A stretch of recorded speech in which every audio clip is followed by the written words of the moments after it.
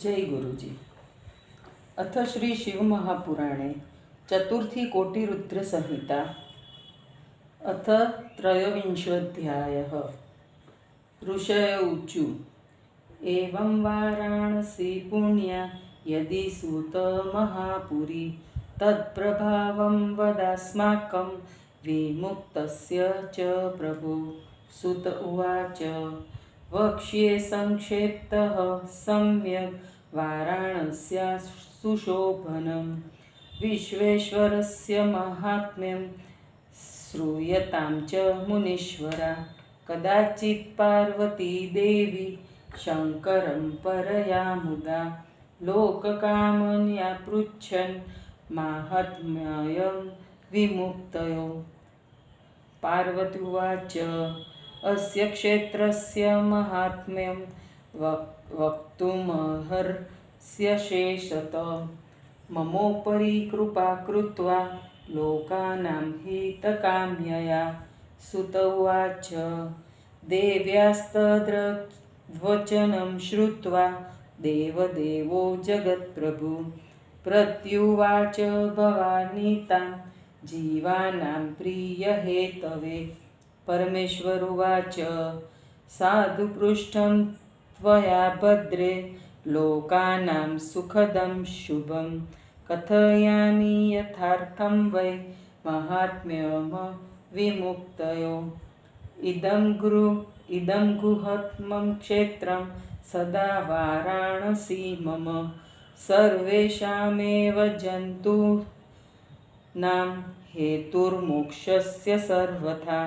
अस्मिन् सिन्ध्वा सदा क्षेत्रे मदीयं व्रतमाश्रितां नानालिङ्गधरा नित्यं मम लोकाभिकाक्षिण अभ्यस्यन्ति महायोगं जितात्मानो जितेन्द्रिया। परं पाशुपतं श्रोतं भुक्तिमुक्तिफलप्रदं रोचते मे सदा वासो वाराणस्यां महेश्वरी। हेतुना येन सर्वाणि विहाय शृणु तद्ध्रुवं यो मे भक्तश्च विज्ञानी तावुभो मुक्तिमागिनो। तीर्थापेक्षा च न तयोर्विहिता विहिते समो जीवन्मुक्तो तुतो ज्ञेयो यत्र कुत्रापि वै मृतो। प्राप्नुतो मोक्षमाश्वेव मयोक्तं निश्चितं वच। अत्र तीर्थे विशेषोऽस्तद्विमुक्ताख्ये परोत्तमे श्रूयतां तत्त्वया देवी परशक्ते सुचित्तया। सर्वे वर्णा आश्रमाश्च बालयौवनवार्ध्वका अस्यां पुर्यां मृताश्वेत्सु युर्मुक्ता एव न संशय। अशुचिश्च शुचिर्वापि कन्या परिणता तथा विधवा वाथवा वन्ध्या रजोदोषयुतापि वा प्रसूता संस्कृता वापि यादृशी तादृशी द्विजा। अत्र क्षेत्रे मृता चेत्स्यान् मोक्षभान् नात्र संशय। स्वेदजश्वान् यो वापि व्युद्विज्योऽथ जरायुज मृतो मोक्षमवाप्नोति यथात्र न तथा क्वचित्। ज्ञानापेक्षा चात्रैव भक्त्यपेक्षा न वै पुनः कर्मापेक्षा न देव्यत्र दानापेक्षा न चैव हि संस्कृत्यपेक्षा नैवात्र ध्यानापेक्षा न कर्हिचित्। नामापेक्षार्चनापेक्षा सुजातीनां तथात्र न मम क्षेत्रे मोक्षदेहीयो वावसति मानव। यथा तथा मृतस्य स्याच्चेन्मोक्षमाप्नोति निश्चितम्। एतन्मं पुरं दिव्यं गुह्यादगुह्यतरं प्रिये ब्रह्माद्योऽपि जनान्ति माहात्म्यं नास्य पार्वती महत्क्षेत्रमिदं तस्माद् विमुक्तमिति स्मृतम् सर्वेभ्यो नैमिषादिभ्य परं मोक्षप्रदं ऋते धर्मस्योपनिषत् सत्यं मोक्षस्योपनिषत् समम् क्षेत्रतीर्थोऽपि नष्टं विमुक्तं विदुर्बुधा कामं भुजन् स्वप्नक्रीडं कुर्वन्हीं विविधा क्रिया अविमुक्ते त्यजन् प्राणाज्जन् दुर्मोक्षाय कल्पते कृत्वा पापसहस्राणि पिशाचत्वं वरं नृणां न च क्रतुसहस्रत्वं स्वर्गे काशीं पुरी विना तस्मात् सर्वप्रयत्नेन सेव्यते काशिका पुरी अव्यक्तलिङ्गं मुनिभिर्यार्यते च सदाशिव यद्फलं समुद्दिश्य तत्पन्त्यत्र नरा प्रिये तेभ्य स्वाहं प्रयच्छामि सम्यक् तत्फलं ध्रुवं सायुज्यमात्मनः पश्चादि सतं स्थानमेव च न कुतश्चित् कर्मबन्धस्य जतामत्र वेतनम् ब्रह्मादेवर्षिभिः सार्धं विष्णुर्वापि दिवाकर उपासते महात्मानः सर्वे मामिह चापरे विषयासक्तचित्तोऽपि त्यक्तधर्मरुचिर्नर इह क्षेत्रे मृतो यो वै संसारं न पुनर्विश्येत् किं पुनर्निर्ममाधीरा सत्त्वस्थादम्भवर्जिता कृतिनश्च निरारम्भ्य सर्वते मयि भाविता जन्मान्तरसहस्रेषु जन्मयोगी समाप्नुयात् तदिहैव परं मोक्षं मरणादधिगच्छति अत्र लिङ्गान्यनेकानि भक्तैः संस्थापितानि हि सर्वकामप्रदानीह मोक्षदानी च पार्वती पञ्चकोशं चतुर्दिक्षु क्षेत्रमेतत् प्रकीर्तितं समन्ताच्च तथा जन्तुर्मूर्तिकाले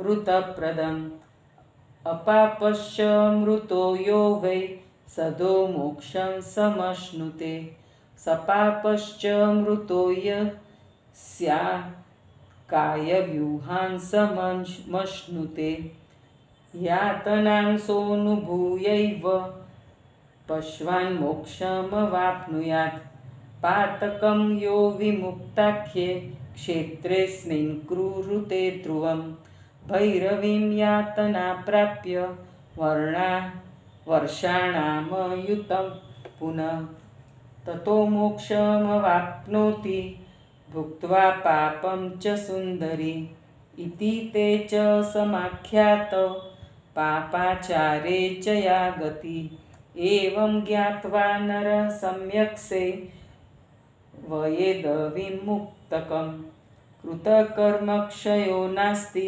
कल्पकोटिशतैरपि अवश्यमेव भोक्तव्यं कृतं कर्म शुभाशुभं केवलं चाशुभं कर्म नरकाय भवेदिह शुभं स्वर्गाय जातेय द्वाभ्यां मानुष्यमीरितं जन्म सम्यक् च न्यूनाधिक्ये भवेदिह अभयोश्च क्षयो मुक्ते भवेत् सत्यं हि पार्वती कर्म च त्रिविधं प्रोक्तं कर्मकाण्डे महेश्वरी सञ्चितं क्रियमाणं च प्रारब्धं चेति बन्धकृत् पूर्वजन्म समुद्भूतं साञ्चितं समुदाहतं भुज्यते च शरीरेण प्रारब्धं परिकीर्तितम् अनेन जन्मना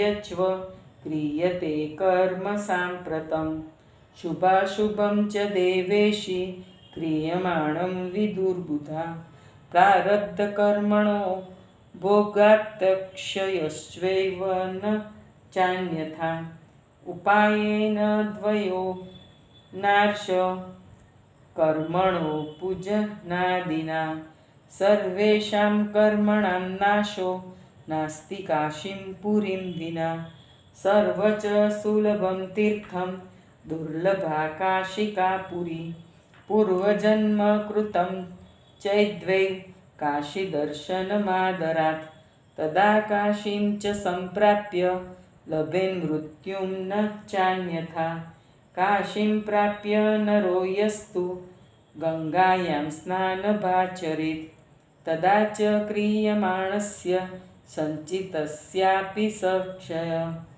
प्रारब्धं न विना भोगं नश्यतीति सुनिश्चितं मुतिष्वतस्य साज्जाता तदा तस्य क्षयो भवेत् पूर्वचैव कृता काशी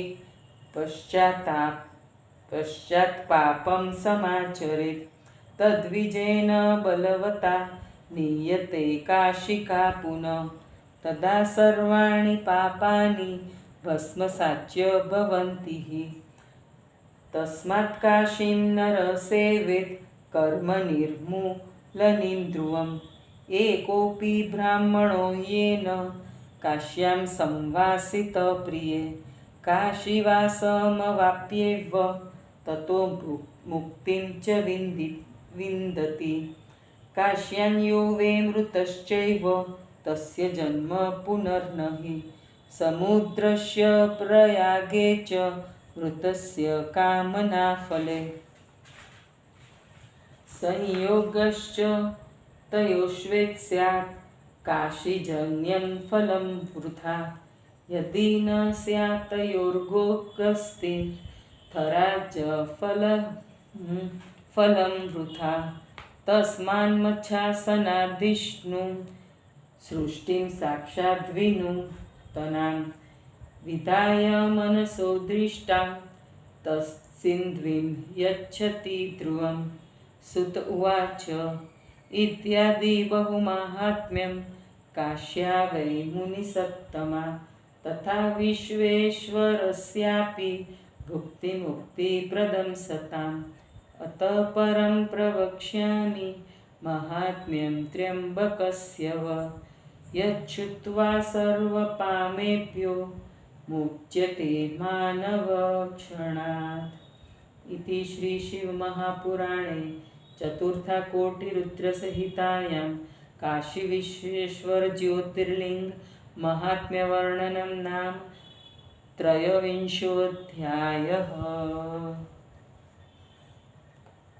हिंदी अनुवाद। ऋषियों ने कहा, हे सूत, हे प्रभु, यदि वाराणसी महापुरी इस प्रकार पवित्र है तो उसका और अभिमुक्त का प्रभाव हमको सुनाइए। सूत जी ने कहा, हे मुनिवरों, वाराणसी और विश्वेश्वर के महात्म्य को मैं संक्षेप से कहता हूँ, उसे आप लोग सुनिए। किसी समय देवी पार्वती ने अत्यंत आनंद से लोक कल्याण की भावना से काशी तथा विमुक्त के महात्म्य को शिवजी से पूछा। पार्वती ने कहा, इस क्षेत्र के महात्म्य को आप पूर्ण रूप से कह सकते हैं, अतः मेरे ऊपर कृपा करके तथा लोकहित की दृष्टि से कहिए। सूत जी ने कहा, देवी के इस वचनों को सुनकर देव देव जगत प्रभु ने प्राणियों के कल्याण के लिए भवानी से कहा। परमेश्वर ने कहा, हे सुंदरी, तुमने लोगों को सुख देने वाली अच्छी चर्चा की। मैं काशी और अभिमुक्त के यथार्थ महात्म्य को कहता हूँ। यह वाराणसी सदा मेरा गुप्ततम क्षेत्र है और वह सभी प्राणियों के मोक्ष का कारण है। इस क्षेत्र में सिद्ध पुरुष सदा मेरे व्रत का सहारा लेते हैं। मेरे लोक की प्राप्ति के लिए अनेक लिंगों की उपासना किया करते हैं। जितात्मा जितेंद्रिय पुरुष महायोग का अभ्यास करते हैं, देवोक्त पशुपत व्रत को धारण करते हैं, जो भुक्ति तथा मुक्ति को देता है। हे पार्वती, मुझे काशी में निवास करना सदा अच्छा लगता है, जिससे मैं सब कुछ छोड़कर यहाँ स्थिर रूप से निवास करता हूँ। जो मेरा भक्त है तथा जो ज्ञानी है, वे दोनों ही मुक्ति के भागी होते हैं। वे तीर्थों में स्नान दर्शन करे या न करे, दोनों ही समान हैं। वे कहीं भी मरे जीवन मुक्त होते हैं। वे शीघ्र ही मोक्ष लाभ करते हैं। यह मेरा निश्चित वचन है। हे देवी परम शक्ति, इस परम उत्तम अभिमुक्त तीर्थ की यह विशेषता है। इसे सावधान होकर सुनो। सभी वर्णों के तथा सभी आश्रमों के लोग, भले ही वे बालक युवक वृद्ध हो, इस नगरी में मरने पर निसंदेह मुक्त होते हैं। अपवित्र पवित्र कन्या, विवाहिता, विधवा, वंध्या अथवा रजोदोष युक्त हो, हे ब्राह्मणों, प्रसव काल में मेरी हो, बिना संस्कार वाली हो, प्रसव काल में मरी हो, बिना संस्कार वाली हो, जैसी कैसी भी स्त्री हो, इस क्षेत्र में मरने से वह मोक्ष प्राप्त करती है। स्वेदः, अंडज, अद्विज, जरायुज प्राणी यहाँ मरने पर जैसे मोक्ष लाभ करता है, वैसे अन्य स्थान में नहीं। हे देवी, न यहाँ ज्ञान की, न भक्ति की, न कर्म की और न दान की ही मोक्ष प्राप्त करने के लिए आवश्यकता है। न यहाँ संस्कारों की, न ध्यान की, न नाम जप की, न पूजन की और न उत्तम कुल में जन्म लेने की ही आवश्यकता है। मेरे इस मोक्षप्रद क्षेत्र में जो भी मनुष्य निवास करता है, वह जैसे भी मरा हो, निश्चित ही मोक्ष प्राप्त करता है। हे प्रिया, मेरा यह दिव्य नगर गुप्त से गुप्त है। हे पार्वती, ब्रह्मा आदि देवता भी इसके महात्म्य को नहीं जानते। यह महान क्षेत्र अविमुक्त कहा जाता है। मरने पर यह क्षेत्र नैमिषारण्य आदि क्षेत्रों से श्रेष्ठ है। विद्वान इस अविमुक्त क्षेत्र में धर्म का, मोक्ष का तथा तीर्थों का स्थान करते हैं। भले ही मनुष्य खाना, सोना, खेलना आदि किसी कार्य को करता हुआ यहाँ प्राणों को छोड़ता है, तो भी वह मोक्ष को जाता है। हजारों पाप करके पिशाच होना अच्छा है, परंतु स्वर्ग के लिए काशी नगरी के बिना हजारों यज्ञ करना अच्छा नहीं है। इसलिए मुनिजन सभी प्रयत्न करके काशी का सेवन करके अव्यक्त लिंग रूपी सदाशिव का ध्यान करते हैं। हे प्रिया, जिस फल प्राप्ति का लक्ष्य बनाकर मनुष्य मात्र इस नगरी में तप करते हैं, उन्हें मैं उसका उचित फल अवश्य देता हूँ। उसके बाद अपनी सायुज्य मुक्ति तथा अभिलषित स्थान को देता हूँ। यहाँ शरीर छोड़ने वाले को कहीं भी कर्म बंधन नहीं होता। ब्रह्मा, विष्णु, सूर्य, देवर्षि, महात्मा तथा दूसरे लोग भी यहाँ मेरी उपासना करते हैं। विषयों में आसक्त मन वाला, जिसकी धर्म में रुचि नहीं है, वह भी इस क्षेत्र में मरता है तो वह पुनर्जन्म को नहीं पाता। फिर अभिमान रहित, धीर, सत्वगुण वाले, कपट रहित, पुण्यात्मा, पाप कर्म न करने वाले पुरुषों की क्या बात है। उनका तप तो मेरे में हो जाता है। हजारों जन्मों के बाद योगी पुरुष यहाँ जन्म पाता है और वह यहाँ मरने पर मोक्ष लाभ करता है। हे पार्वती, यहाँ भक्तों द्वारा स्थापित अनेक शिवलिंग हैं। वे सभी इच्छा पूर्ण करने वाले तथा मोक्ष देने वाले हैं। यह क्षेत्र चारों दिशाओं में 5 कोश तक फैला हुआ है। इसके भीतर मरे हुए प्राणी को अमृत प्राप्ति होती है। जो पुण्यात्मा यहाँ मरता है, उसे तत्काल मोक्ष मिलता है तथा जो पापी मरता है तो वह अनेक जन्मों में पापों के फलों को भोगकर बाद में मोक्ष पाता है। जो इस अविमुक्त क्षेत्र में पाप करता है, हे सुंदरी, वह भैरवी यातना से पापों को भोगकर 10,000 वर्ष में मोक्ष पाता है।